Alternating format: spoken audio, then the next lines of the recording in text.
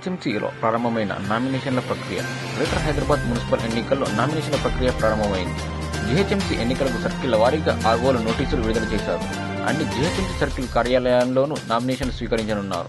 ఇవాళ నుంచి ఈ నెల 20వ తేదీ వరకు నామినేషన్లు స్వీకరించనున్నారు. అభ్యర్థులు ఆన్లైన్లోనూ నామినేషన్లు దాఖలు చేయవచ్చు. ఉదయం 11 గంటల నుంచి మధ్యాహ్నం 3 గంటల వరకు నామినేషన్లు స్వీకరించనున్నారు.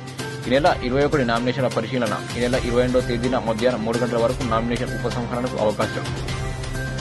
ఈ నెల 22 మధ్యాహ్నం 3 గంటల తర్వాత అభ్యర్థుల తుది జాబితాను ప్రకటించనున్నారు.